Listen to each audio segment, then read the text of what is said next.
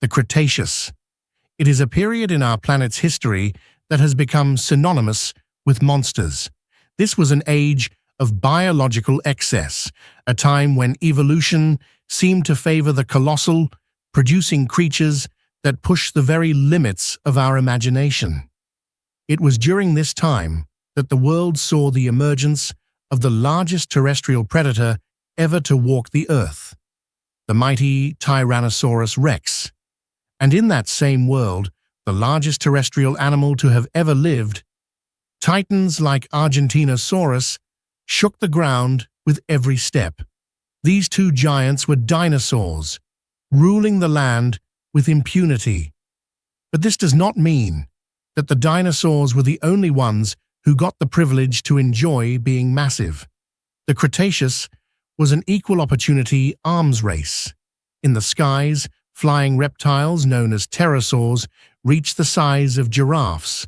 In the warm inland seas, marine lizards, the Mosasaurs, became the undisputed apex predators of the deep, growing to sizes that rivaled the great whales of today. In this world of titans, even the crocodilians became oversized. And approximately 82 million years ago, in the coastal wetlands of North America, the world witnessed the arrival of what may be the largest crocodilian of all time. This was a creature so vast and so powerful, it would not only compete with the dinosaurs, it would hunt them. Its name is Deinosuchus, the terrible crocodile. This Goliath has long been on the radar of paleontologists. Its story begins not in a single spectacular discovery, but in a slow burn of fragmented clues. The first hints of its existence surfaced all the way back in the 1850s, when large, robust teeth were found in the state of North Carolina. The founders of these teeth were stumped. They were clearly from a massive predator. But what? At the time, the reigning sea monsters in the scientific imagination were the pliosaurs. They logically, though incorrectly, assumed these teeth belonged to one of them. It was a reasonable guess for a world still uncovering its own deep past.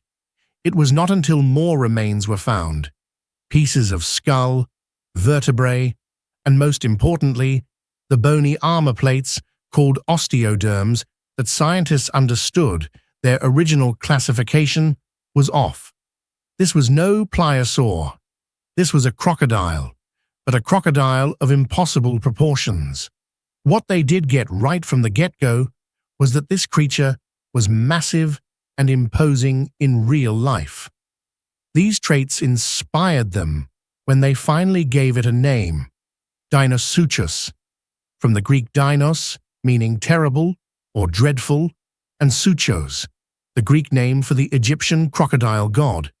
They also gave it the species name Hatcheri, and so Deinosuchus hatcheri was born into the halls of science. With the known remains of the time, those early researchers attempted to scale the beast. Their claims were astonishing. They stated that adult individuals of this species could reach 49 feet or 14.9 meters from snout to tail. They estimated its weight at well over 10 tons. This made it unfathomably large, longer than a school bus, and heavier than the Tyrant King T-Rex. As the years went by and more rigorous science was applied, these incredible estimates were proven to be exaggerations. This is a common story in paleontology. Giants are announced, and then they are slowly downsized to relatively normal proportions. But Deinosuchus is different. Unlike many species that were first claimed to be huge and then shrunk into obscurity, the terrible crocodile has actually kept its impressive stature. New specimens have only confirmed that this truly was a lineage of giant crocodilians, the likes of which our world has never seen before. So far, 4 known species of Deinosuchus have been confirmed. Along with Hatcheri, we have Rugosus, Riograndensis, and Schwimmeri. All 4 are thought to have been giants. But it is Hatcheri and riograndensis that stand as the largest of the line. Paleontologists now estimate that the average adult Deinosuchus would have been between 8 to 10 meters, or 26 to 33 feet, long. It would have weighed anywhere from 2.5 to 5 tons. Let us put that into perspective. A large male hippopotamus, a notoriously powerful and dangerous animal, weighs around 2 tons. The average Deinosuchus was more than twice that size, and some individuals were able to grow even larger. Currently, the best-studied large remains have come from the Deinosuchus riograndensis species. Some of these remains appear to have been 1.5 times larger than the two smaller species. This has led to paleontologists to estimate that the biggest riograndensis adults could reach a staggering 12 meters or 39 feet in length. They may have weighed as much as 8.5 tons, an 8.5-ton reptile. This makes it heavier than every meat-eating theropod dinosaur to have ever existed, minus the Tyrant King itself. At this size, it is also considered to be the largest crocodilian to have ever lived. But what about the other contenders for that title? The crown is often disputed. Two other prehistoric giants step into the ring, Sarcosuchus and Purosaurus. Sarcosuchus, the supercroc from Africa, is generally excluded from this debate. While massive, it was not really a true crocodilian. It was a phyllidiosaur, a more distant relative, and its skull was more slender. It is currently thought to have weighed around 5 tons. Impressive, but not in the same 8.5-ton weight class as Deinosuchus. The real challenger is Purosaurus, a giant caiman from South America that lived much later. This was a true, broad-snouted crocodilian, and it was a monster. The absolute largest estimates for Purosaurus place its weight around 8.4 tons. This makes it just a fraction smaller than Deinosuchus.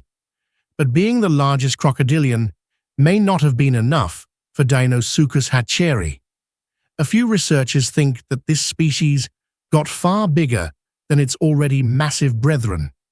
Specifically, 2 specimens have been touted as being significantly larger than any individuals found before. The highest estimates for these giants give them a length of over 14 meters or 46 feet and a staggering weight of 13 to 14 tons. These numbers, however, have received much scrutiny. They are controversial. Multiple studies have stated that these 2 specimens have not yet had their sizes fully confirmed.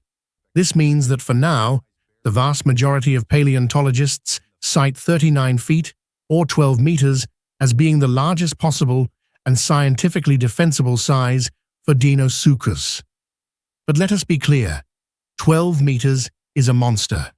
This still makes it exceptionally larger than the largest crocodilian alive today, the saltwater crocodile. On average, a salty is around 8 times smaller than the largest Deinosuchus.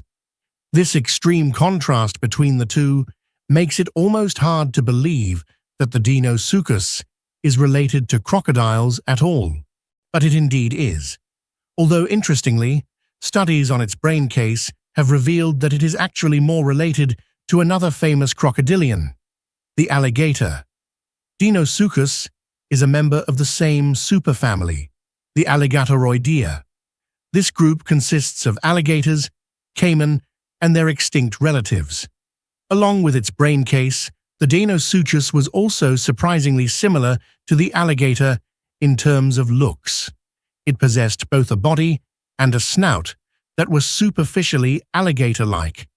This was an unfortunate occurrence for its victims.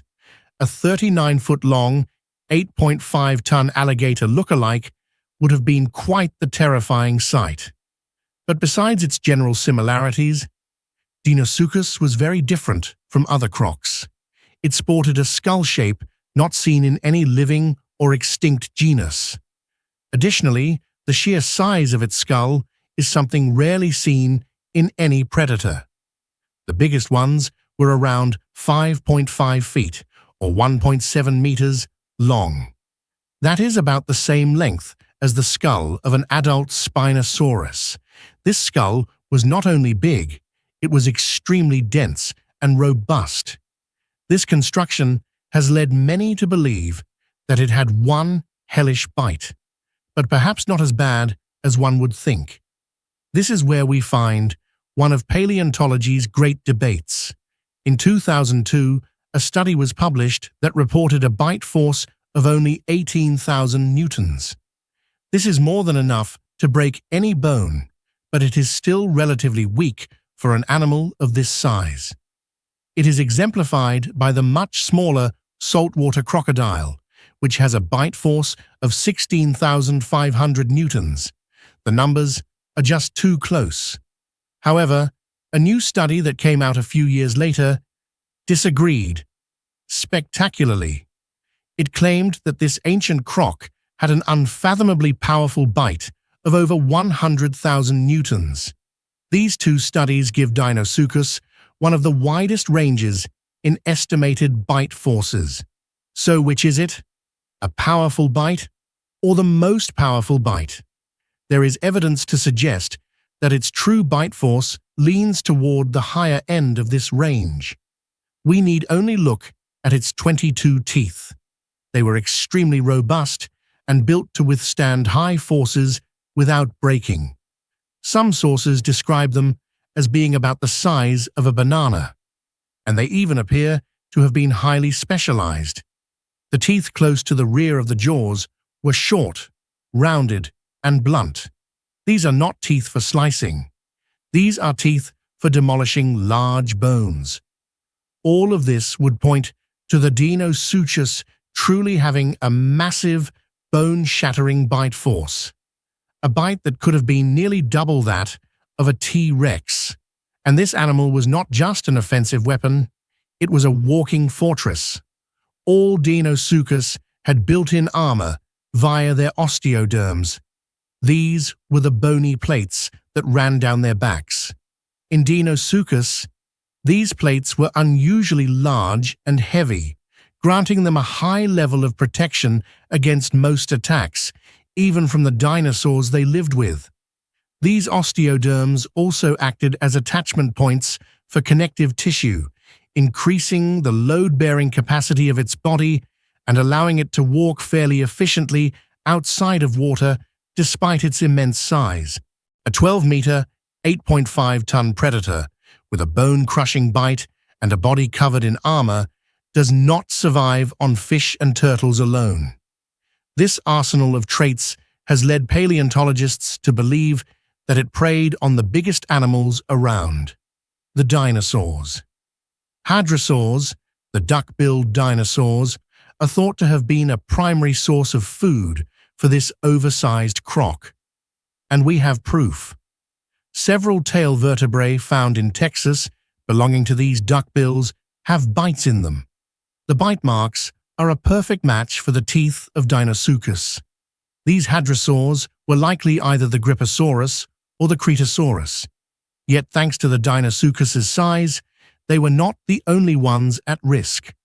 Other dinosaurs, such as a mix of ceratopsians and ankylosaurs in its environment, may not have been safe either. Even large theropods, the meat-eating dinosaurs, could have been targeted by this menace. Certain bite marks found on the theropod Apalachisaurus have been attributed to Deinosuchus. It is even thought that this monster actually played a role in theropod sizes in the area that it inhabited. Scientists have noted that within its eastern range, no theropod came close to it in size. This leads to the stunning assumption that Deinosuchus was its region's apex predator. It was the Tyrant Crocodile. It is thought that Deinosuchus would have employed ambush tactics to capture these dinosaurs. It would wait, submerged and patient, for an unfortunate victim to come to the water's edge. Then, an explosion of power. It would utilize its crushing bite to fatally injure its prey. Furthermore, like modern crocodiles, it is assumed this Goliath would have been capable of performing the death roll, using its immense weight and strength to tear its victim apart. Fortunately for large dinosaurs, it does seem that certain locations in the US were safe havens. Particular areas had populations of Deinosuchus individuals that were much smaller in stature than normal, likely a result of various environmental factors. These smaller Deinosuchus were more like modern-day alligators, acting as opportunistic feeders. They focused on large turtles, fish, and small dinosaurs, rather than the larger ones. Another lucky break for its prey came from its growth rate. It is believed to have been a relatively slow grower. This idea stems from growth rings found on its osteoderms, which indicate that individuals took around 35 years to reach their full, massive size. Though, through its long growing period, juvenile individuals were by no means defenseless or harmless. They were, of course, still relatively large and retained their formidable bites. These osteoderms, along with its many other useful traits, made the Deinosuchus one potent killing machine.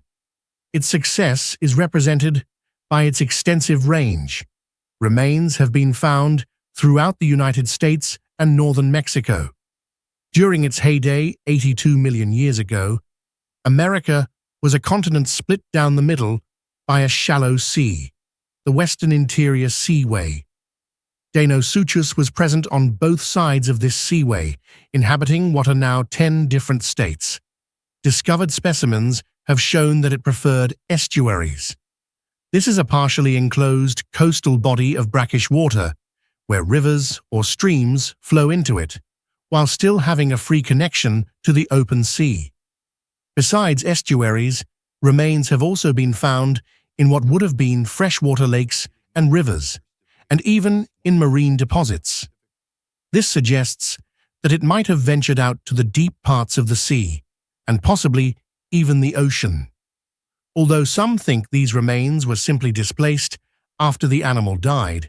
However, if Deinosuchus really did venture to deep waters, then it is plausible that this mighty beast came into direct contact with some very real sea monsters, such as the giant Mosasaurs of the time, some of which rivaled Deinosuchus in size. Unfortunately for us, no evidence of interactions between these two apex predators has ever been found. This expansive habitat brought Deinosuchus into contact with a huge range of life. To truly understand this creature, we must understand the world it lived in. Its environment was diverse, and it coexisted with a stunning array of dinosaurs, creating a rich and dangerous ecosystem. The large duck-billed dinosaurs, or hadrosaurs, were plentiful, represented by species like Gripposaurus, Cretaceous, Parasaurolophus, Angiomasticator, Aquilarhinus, and Edmontonia. Grazing alongside them was a fantastic array of horned dinosaurs, the ceratopsians, which included Diabloceratops, Nasutoceratops, Cosmoceratops, Utaceratops, Agujaceratops, Chasmosaurus, and Yehuecarceratops. Heavily armored ankylosaurs, such as Anodontosaurus and Panoplosaurus, added to this impressive menagerie of herbivores. And of course, the ecosystem was stalked by its own terrestrial predators, the theropods. These included Sauronitholestes, Richardoestesia, Leptorhynchos, Calurus, Sphaerotholus, Hagrophus, Ornithomimus, Struthiomimus, Trophodon, Apelachiosaurus, and even a couple of other unidentified tyrannosaurs. The Deinosuchus truly lived in an area diverse with dinosaurs, but non-dinosaurs were just as plentiful. Its world was also represented by a variety of turtles, bony fish, cartilaginous fish, invertebrates, snakes, lizards, mosasaurs, multituberculates, and even marsupials. Unfortunately for all of these animals, they did have to endure the reign of the Deinosuchus for millions of years. It was an unshakable dynasty, yet their big break would come approximately 73 million years ago. It is then that the Deinosuchus essentially vanished from fossil formations without a trace. Currently, there are no concrete ideas on why it went extinct. It is a mystery. Most scientists are skeptical of putting the blame on its size, as there were many other large animals in its ecosystem that fared just fine. It simply disappeared. Hopefully, as more remains are found out about this incredible crocodile, we will find out why it vanished, and perhaps we will finally confirm just how big it truly was. Until then, Deinosuchus remains one of history's most terrifying and successful predators, a true tyrant that ruled the waters of a lost world.